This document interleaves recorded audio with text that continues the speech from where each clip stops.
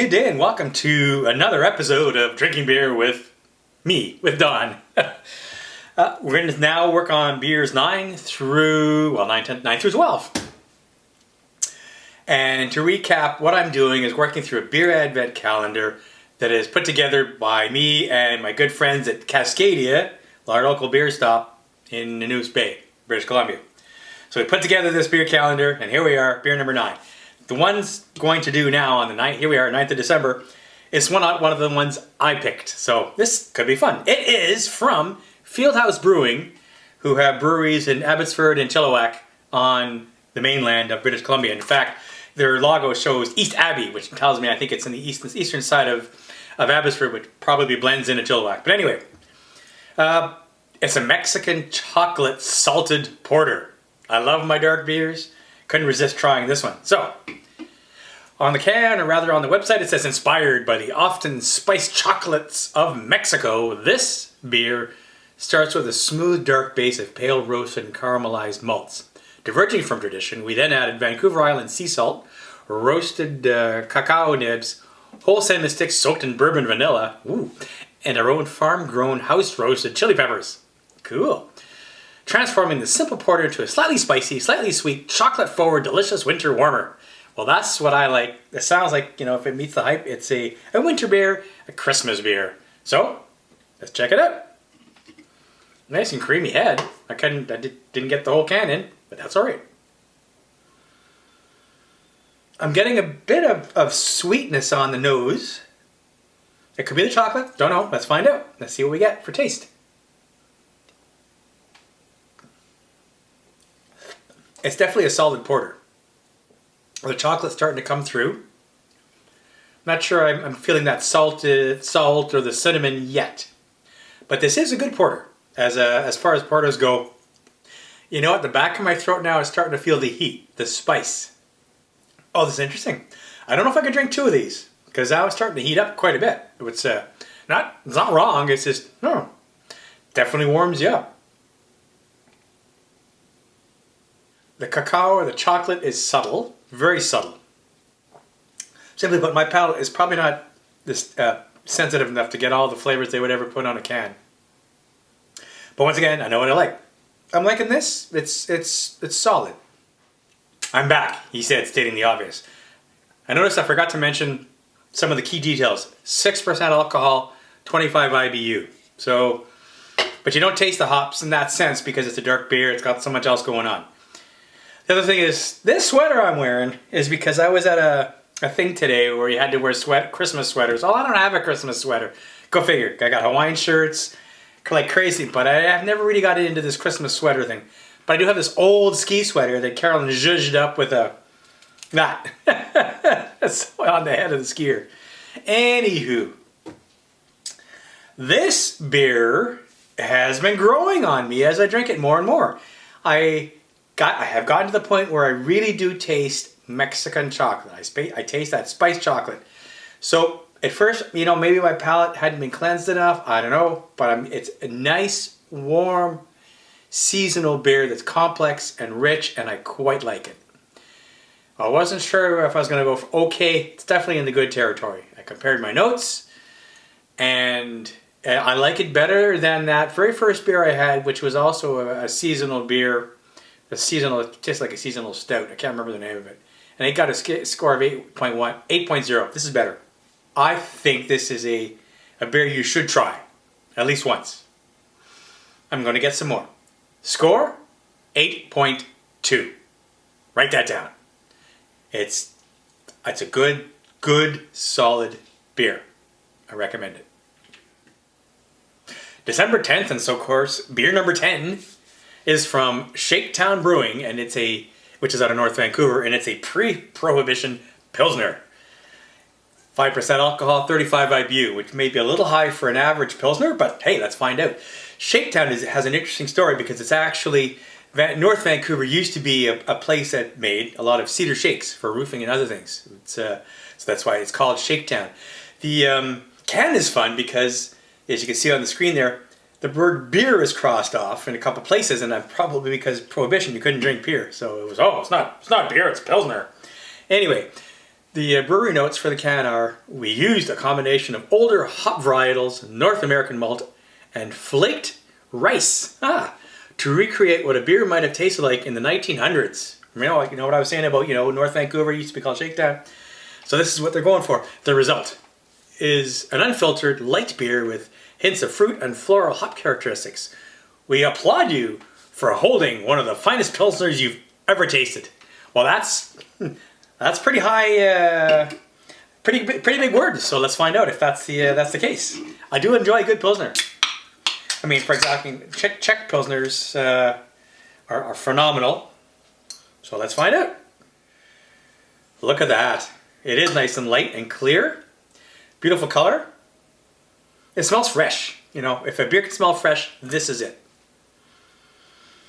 Oh, it actually smells really good. It smells like a very quaffable beer, which is exactly what you'd want from a pilsner, I think. So let's go in. It's very nice.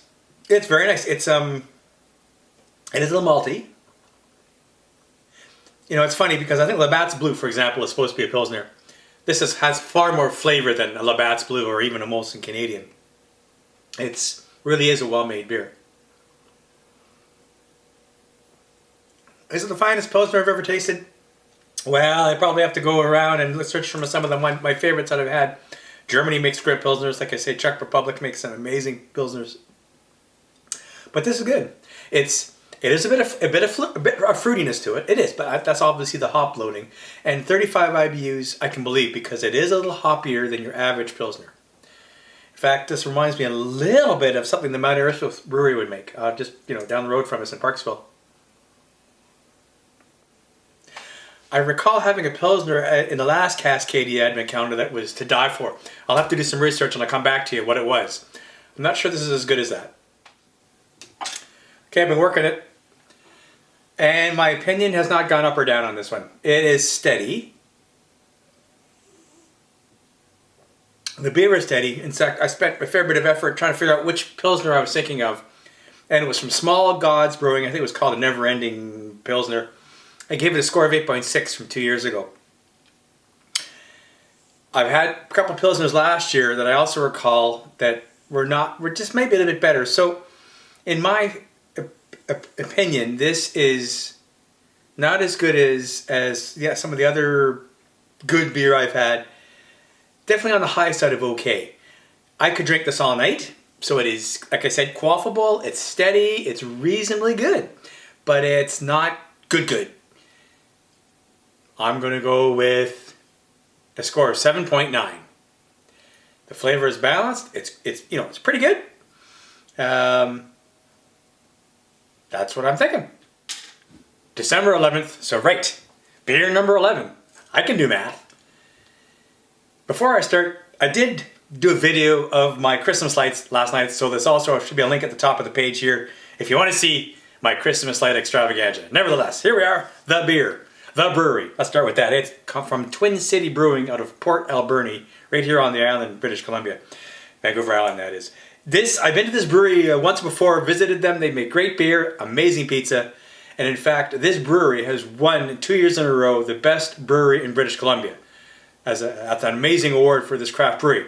So I have high hopes. It's also the beer. It's a British pale ale called Tickety Boo. It's a regular beer. They have it all the time. It's also won awards, 5.54% alcohol and 29 IBUs. So it sounds good, and the fact that it's a British pale ale means I know I'm going to like it. Unless I've messed this up, I love British pale ales. They've got something about them. They're dry. They're not too bitter, not usually too bitter, and they're quite nice and very malty. Oh yes, I guess I should read the brewery notes. This beer is all about the toffee and caramel flavors emphasized by imported British Maris Otter Pale Malt. Malt forward, but amazingly dry with balanced, earthy, and floral flavors from East Kent Goldings and Fuggles. So I guess the malty and dry part's pretty good. It shouldn't be overly hoppy, even though it says 29 IBU, so let's find out. See what we got here. Okay, I might have poured it too quickly, but we can work through that. Look at that beautiful color. It's a very brown caramelly color. Again, pale ale territory. So, it smells nice. It smells a little fresh. I do not smell hops yet.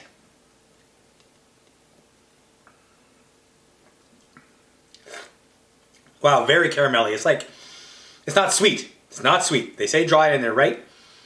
But if you were to have something like a dry caramel bar, that'd be this. It's really, it is. It's a nice round flavor to it. And in fact, this dryness reminds me quite a bit about Oval. It's one of my favorite Belgian beers, also very dry, very unique. Yeah, it's pleasing. It is. It is really truly a British Pale Ale style. I'd expect. I'm serving it a little too chilled. If I were in England, I were going to get this. It wouldn't be quite this cold, but it would be right at home at a pub in downtown London.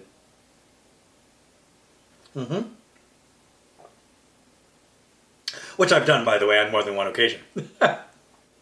There is hoppiness to it now. I'm getting them. It's the bitterness at the right at the top, back of my tongue and top of my mouth. It's hard to explain. This really is not like a Canadian beer. I think I got carried away and drank most of it before I came back to you. I'm really liking it. It continues to be a nice, smooth, but not sweet, nice, dry, flavorful ale. Definitely puts this into the quaffing territory because I would not mind having several of these. Of course, I'm paying for it for the next day. So it's definitely a good beer. Comparing it to some of the other beers I've had, I think it's a strong 8 something. Yeah, it's just saying, wow, which one? 8.5. I like this. It's good. Definitely, if you have not had a British Pale Ale, try this. Absolutely, because this has British Pale Ale written all over it. December 12th. So, beer number 12. This is from the Whistle Boy Brewing Company out of Victoria, just down island from us here. And this is called a Downpour. It is a dark beer. If I were in Germany, we'd be drinking a Schwarzbier. Dark beer. I'm wondering if it is like a German dark beer, which should be a little mild, a little light, but dark. That would be the idea. So, the brewery note says, a dark beer made for the West Coast. A balance of bitter and sweet. Dark and roasty. Clean and crushable. Okay, well, let's give it a whirl. Well, it's definitely dark. Not as much head as other beer. I'm going flat out pouring, and well, that's what we get. All right. I smell a bit of malt. It does smell, I guess, on the dark side. Oh, like Star Wars. But I'm not going over the dark side just yet. Mwah.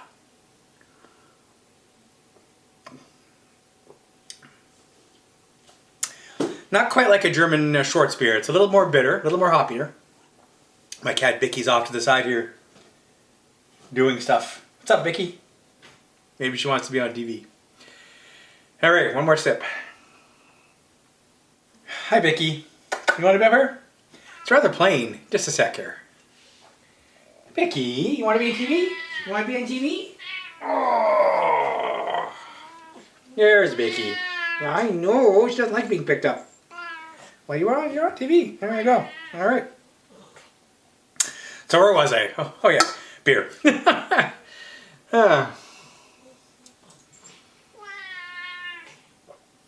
think Bicky's hungry. That's right. I'm hungry. Feed me. Meow. Anyway, it's crushable. I will give it that. But whatever the hype for it is, I'm not there yet. Anyone want a black cat?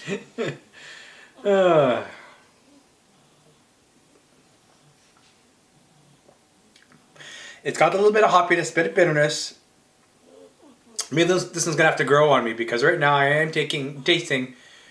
If I were to close my eyes, I couldn't tell you it's a dark beer. I could tell you that it's not a light beer, if that makes any sense.